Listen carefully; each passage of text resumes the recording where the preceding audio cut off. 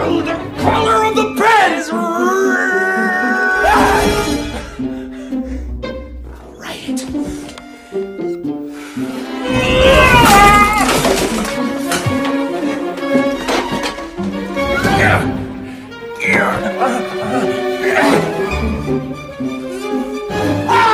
No!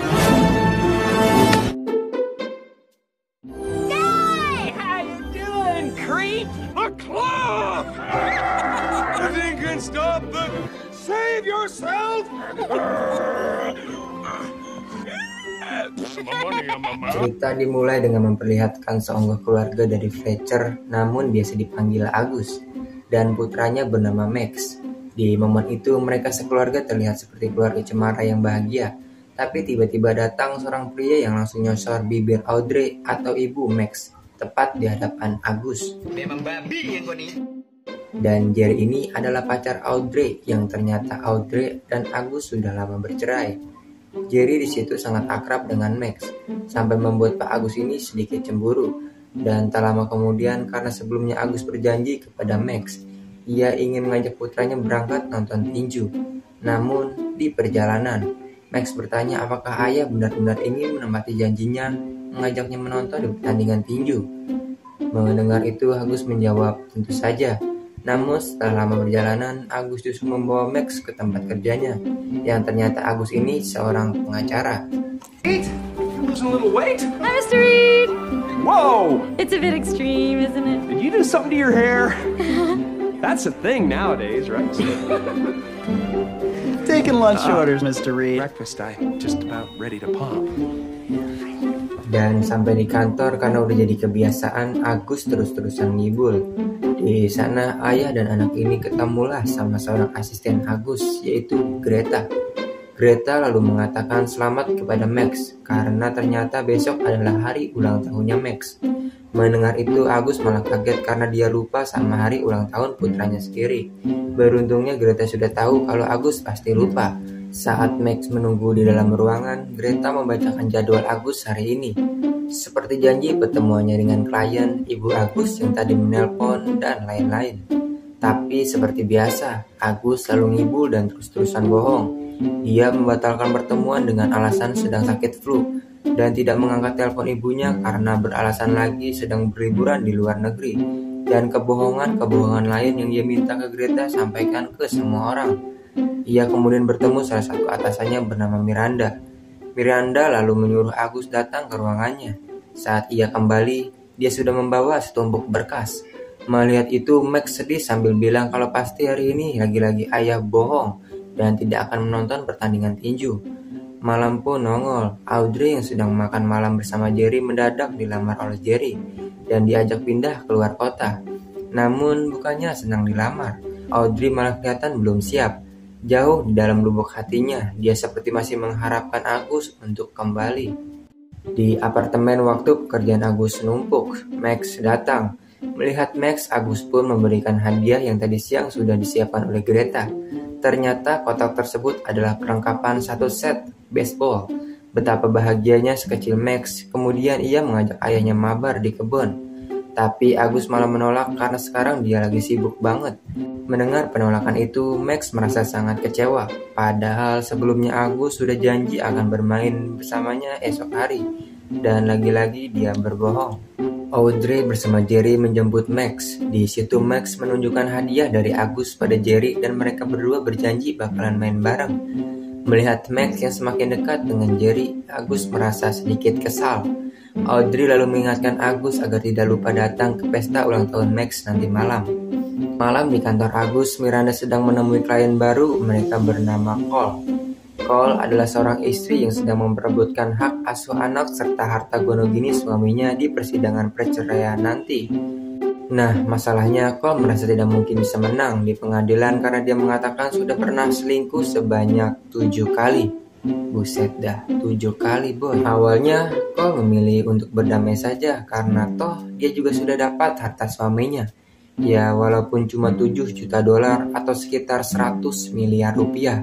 Ya lumayanlah bisa buat biaya khitanan cucunya.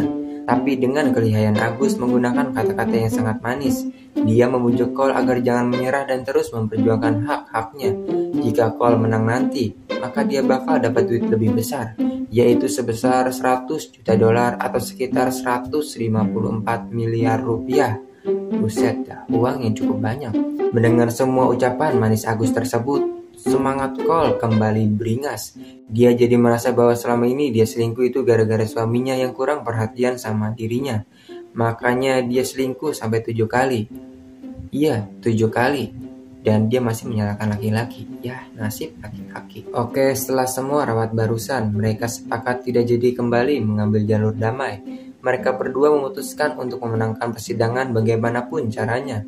Ketika Cole pergi, Miranda merasa kagum dengan kemampuan Agus meyakinkan Cole.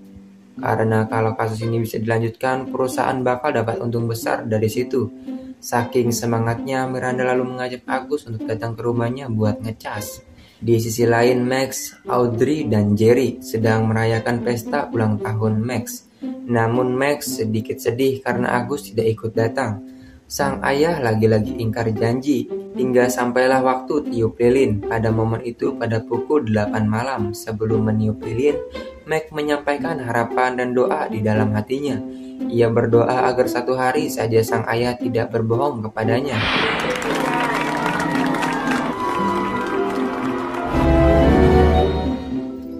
Dan ya, saat pagi nongol, Agus terbangun dengan perasaan sangat aneh dan berbeda. Saat Agus berjalan ke tempat persidangan, dia bertemu dengan seorang pengemis yang minta duit padanya. Biasanya dia berbohong, tapi di situ Agus malah bilang kalau dia punya duit receh banyak banget, tapi dia malas ngasih ke pengemis itu katanya.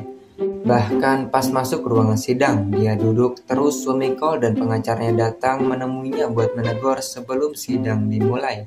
Di situ pengacara suami Cole sekonyong-konyong nanya alasan kenapa Agus yakin banget bakalan menang sidang. Agus pun malah menjawab begini.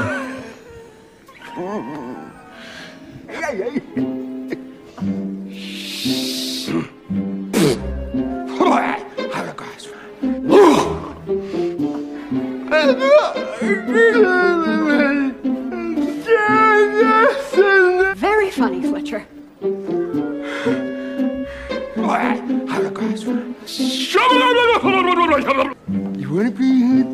Sambil kebingungan, dia benar-benar tidak bisa berbohong sama sekali. Akhirnya Pak Hakim pun datang. Dan ketika baru mau mulai, Agus tiba-tiba meminta sidang hari ini ditunda. Mendengar itu semua orang kaget. Padahal belum apa-apa, Agus sudah mau menunda sidang. Pak Hakim lalu nanya apa alasan Agus minta sidang ditunda. Agus pun menjawab, karena tidak ada alasan kuat, Pak Hakim memutuskan melanjutkan sidang. Kemudian waktu Pak Hakim nanya apakah ada yang setuju dengan opsi damai, Agus dengan cepat menjawab dia setuju dengan damai. Mendengar itu Cole kaget, padahal kemarin Agus sendiri yang nyuruh dia buat nolak damai. Cole marah dan menyuruh Agus tetap meneruskan kasusnya. Melihat mereka berdua berantem, Pak Hakim lalu menunda sidang tersebut.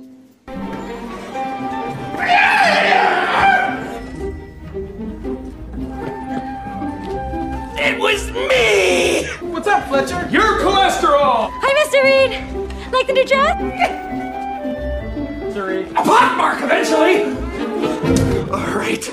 Test. Alright. Now focus. Color of this pen. Oh, the color of the pen is red!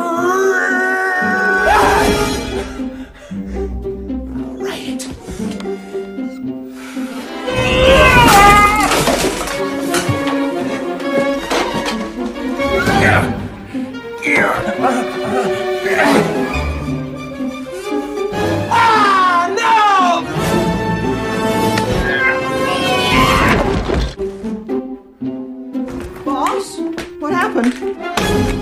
Saat Greta ngasih tahu, semua telepon masuk. Ia ngeiyain seluruh janji pertemuannya di telepon itu. Bahkan yang biasanya ia menghindari telepon mamahnya, kali ini dia jujur dan bilang kalau dia nggak sibuk dan punya banyak waktu luang.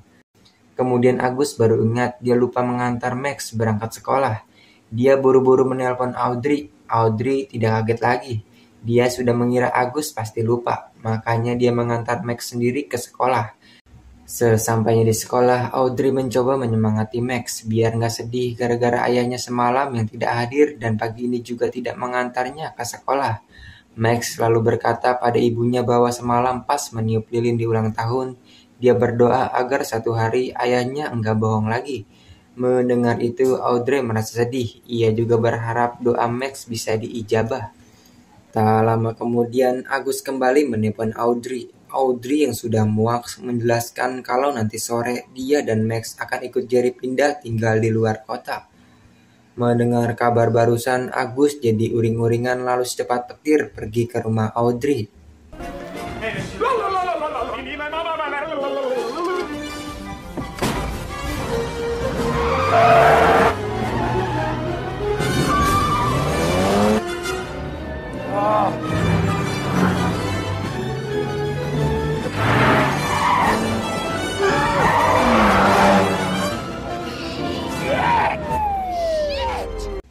Sayangnya di lampu merah, dia dihentikan oleh polisi. Waktu Pak Polisi bertanya apakah Agus ini tahu kesalahannya sampai dia dihentikan, Agus malah menjawab sejujur-jujurnya dan mengungkapkan semua kesalahannya yang pernah dilakukan di masa lalu, termasuk menunjukkan timbunan surat hilangnya. Karena sudah baik jujur, mobil Agus disita. Audrey kemudian terpaksa membantu menebus mobil Agus, namun sebelum pulang, Audrey mengatakan kalau keputusannya untuk pindah sudah bulat, dan Agus pun meminta Audrey memikirkan lagi keputusan tadi. Ia terus memohon supaya Audrey tetap tinggal di sini dan jangan membawa Max pergi. Agus berkata bahwa dulu sewaktu di persidangan cerai, dia pernah berlutut memohon agar perceraiannya dibatalkan. Tapi dia tetap kehilangan Audrey, karena itulah kini Agus tak mau kehilangan Max juga. Ia mengaku bahwa selama ini ia memang seorang ayah yang buruk, tapi Agus meminta untuk memberikan kesempatan sekali lagi. Mendengar hal tersebut, Audrey pun luluh, dan ia lalu memberitahu jadwal penerbangan mereka jam 6 sore. Bila ia datang, maka dia telah membuktikan kalau dia menepati janjinya. Tapi bila tak datang, maka Agus memang tak pernah berubah. Dan sebelum pergi, Audrey menceritakan semalam waktu Agus tak hadir di acara ulang tahun Max. Max meniup lilin sambil berdoa agar sang ayah tidak berbohong suatu hari nanti. Mendengar cerita itu, Agus pun sadar dengan keanehan hari ini. Pasti karena doa Max semalam. Ia lalu bergegas pergi menemui Max di sekolah. Saat sampai di sekolah, ia meminta izin pada guru untuk ngomong dengan Max. Saat sedang ngobrol berdua di luar, Agus meminta Max menarik doanya semalam. Namun Max menolak. Dia lebih senang bila sang ayah bisa hidup dengan kejujuran dan tidak dengan kebohongan lagi. Agus pun menjelaskan bahwa hari ini dia sangat butuh kemampuan berbohong itu. Terkadang setiap orang berbohong dalam hidup, apalagi seorang pengacara. Pengacara juga butuh sedikit kebohongan agar bisa bekerja. Melihat sang ayah terus merayu sambil memasang muka melas, Max akhirnya setuju menarik doa yang diucapkannya semalam. Agus kemudian mengambil kue lengkap dengan lilin dan menyuruh Max untuk berdoa ulang, mengganti doa sebelumnya. Setelah lilin ditiup, Agus mengetes apakah dia sudah bisa berbohong lagi atau belum.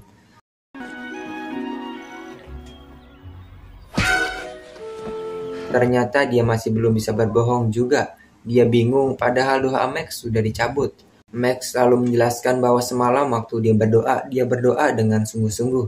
Tapi tadi dia hanya berdoa karena terpaksa. Max pun pergi kembali ke kelas, meninggalkan sang ayah yang tak pernah mau memikirkan perasaannya. Saat kembali ke kantor, Agus begitu stres. Dia tidak tahu bagaimana caranya bisa memenangkan sidang nanti tanpa kebohongan. Ketika Greta masuk, Agus pun curhat, menceritakan semua permasalahan hari ini. Ketika tahu bahwa Agus sekarang tidak bisa berbohong, Greta pun menguji Agus. Dia menanyakan tentang semua hadiah-hadiah mahal yang pernah Agus berikan kepada Greta sebagai bonus karena telah menjadi asisten teladan. Greta bertanya barang-barang mahal yang dibelikan oleh Agus itu dari mana.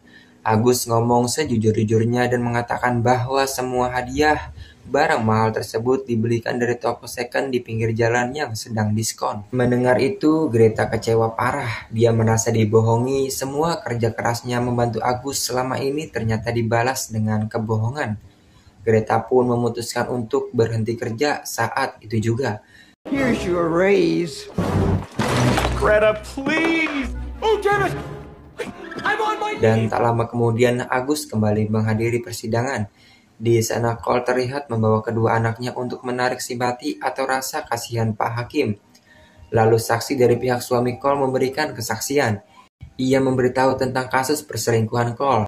Bahkan sampai memberikan kaset rekaman suara knalpot waktu Cole selingkuh. Saat rekaman tersebut diputar, seketika seluruh ruangan menjadi hening mendengar suara Cole yang sedang berteriak-teriak di kasur. Setelah itu giliran Agus. Namun bukannya menyampaikan pembelaan. Dia malah izin ke toilet untuk mengulur waktu sedikit. Di toilet, Agus terus memikirkan cara agar dia bisa mendapatkan alasan agar sidang ditunda sampai besok. Karena besok mungkin Agus sudah mulai bisa berbohong lagi. Dan akhirnya dia pun mendapatkan ide cemerlang, yaitu...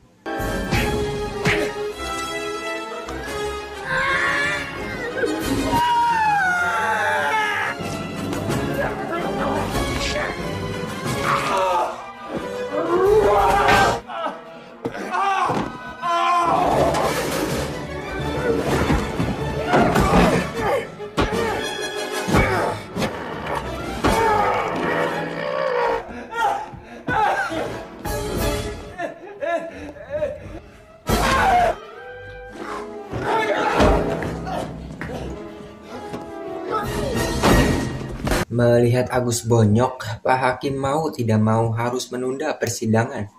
Tapi bukannya menunda sampai besok, Pak Hakim cuma nunda 2 jam doang. Di luar, Agus menelpon Max dan berjanji akan bermain baseball bersama. Max senang bukan main mendengar suara anaknya yang bahagia.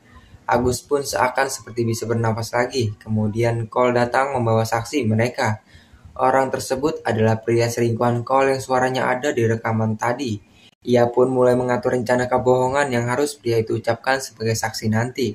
Never made la la la la la la la la la.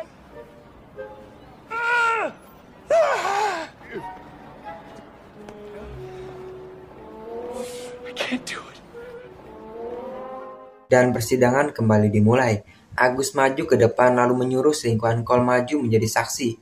Di situ karena Agus nggak bisa bohong, dia bukannya menyerang pihak suami Cole, tapi malah menyerang saksinya sendiri. Dan gara-gara terus memojokkan si saksi, saksi pun menyeplos dan jujur mengakui semua perselingkuhannya dengan Cole dulu. Mendengar semua pengakuan tersebut, Pak Hakim berencana mengakhiri sidang. Dan sudah terbukti Cole bersalah dan dipastikan kalah. Tapi waktu mau ketok palu, Agus menyadari sesuatu. Ia langsung meminta Pak Hakim memberikan kesempatan sekali lagi. Saat Pak Hakim nanya apa yang ingin dilakukan Agus, dia justru memanggil Cole buat jadi saksi. Mendengar permintaan itu, seluruh orang bingung. Namun karena Pak Hakim penasaran apa tujuan Agus ini, ia pun memutuskan untuk mengizinkan Cole maju ke depan menjadi saksi. Di depan Hakim, Agus menanyakan sejumlah data berkas-berkas yang merasa aneh. Ia menanyakan kenapa di SIM Cole tertulis berambut pirang, padahal dia telah mengecat rambutnya berwarna coklat. Ia menanyakan juga kenapa di suatu berkas berat badannya Cole adalah 48 kg, sedangkan di berkas lain berat badannya 58 kg. Dan pertanyaan terakhir, kenapa di akta lahir Cole lahir tahun 1965, sedangkan di berkas nikah tertulis 964, yang artinya Cole sudah berbohong soal umurnya biar jadi lebih tua supaya bisa nikah. Dari situlah Agus langsung menjelaskan bahwa pernikahan Cole itu tidak sah. Cole sebenarnya dulu menikah di usia masih 16 tahun. Berdasarkan peraturan di sana, Cole terhitung masih di bawah umur, yang artinya pernikahan Cole dengan suaminya dulu tidak sah. Itu juga berarti perselingkuhan Cole dengan 7 pria sebelumnya itu juga tidak disebut dengan perselingkuhan. Agus kemudian menuntut suami Cole karena telah menikahi wanita di bawah umur hingga memiliki seorang anak. Menuntut setengah harta suami Cole tersebut sebesar 11 juta dolar atau sekitar 154 miliar rupiah. That's the game!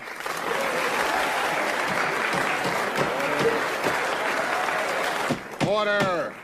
Namun setelah kemenangan itu, ketika Pak Hakim bertanya apakah semua sudah selesai, Cole justru menyatakan kalau masih ada satu tuntutan lagi, yaitu hak asuh anak.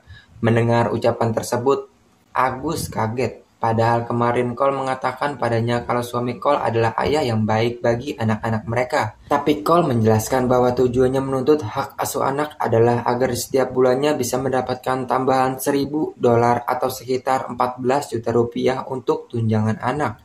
Ketika tahu suami Cole harus berpisah dengan anaknya, Agus pun menyesal. No. Come on, let's go. Daddy, I want to go with Daddy. Give you something to whine about. Come on. It's all right. Don't you worry. It's okay. It's okay. Together, whatever I have to do. Luke, will you give me those? They're mine. Now! Let go of him. Let go of Daddy. Don't you have some checks to write? Lalu kemudian Agus berteriak memanggil hakim sambil memaksa untuk memberikan hak asuh kedua anak itu kepada ayah mereka. Namun Pak Hakim yang sudah muak dengan tingkah laku aneh Agus lalu menyuruh polisi membawanya pergi dari sana. Di tengah jalan ia memohon pada polisi untuk diberikan waktu menelpon karena jika dia telat maka keluarganya akan pergi meninggalkan Agus selamanya. Agus menelpon Audrey dan menjelaskan bahwa saat ini dia sedang terkena masalah dan meminta untuk menunggu sebentar lagi. Tapi ternyata Audrey sudah selesai mengemas barang-barangnya dan dia juga bersama Max sekarang sudah siap berangkat ke Boston. Mendengar itu, Agus pun panik. Beruntungnya tak lama kemudian Greta datang membebaskan Agus. Senang bukan main saat tahu Greta masih peduli padanya. Setelah bebas, Agus merasa sangat capek. Ia yakin bila kembali ke kantor nanti, pasti dia akan dipecat akibat perilaku buruknya yang tadi di persidangan mencoreng nama baik perusahaan. Ia lalu memutuskan untuk membuka usaha hukumnya sendiri dan meminta Greta agar mau membantunya menjadi asisten lagi. Need some change? Take everything. My son! I love my son! Gentlemen, welcome aboard flight. We'll be departing shortly. 1511 leaving from it's an emergency! More than a half hour to get through security.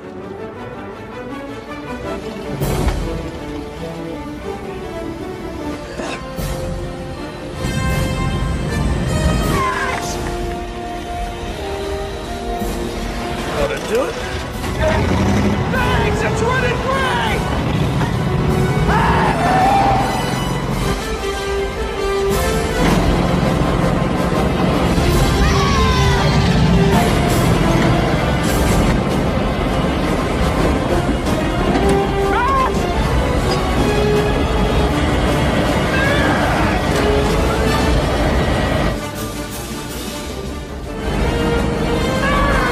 Fletcher. No. I won't let you go! Dad? What is he doing? Wait.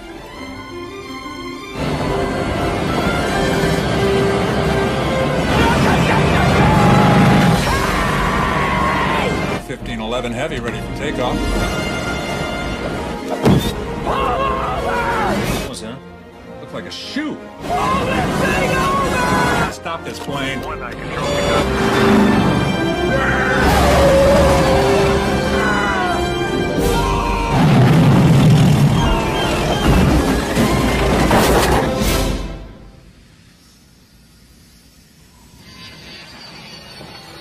Setelah melihat perjuangan Agus, Audrey dan Max pun tersentuh. Untuk pertama kalinya mereka berdua melihat sang ayah benar-benar menepati janji dan berusaha begitu keras untuk datang menemui mereka. Agus lalu mulai mengungkapkan seluruh isi hatinya pada putranya yang selama ini ia selalu kecewakan. Alright. I'm a dope, Max. All this time you've been here. I'm hurting here, though. You're Boston, and I started thinking. I could see you anytime I felt like it, but I didn't. I could be sitting around sometime, and I'll never hurt you again. I want to look at you, and I love you. I love you more than anything else in the world.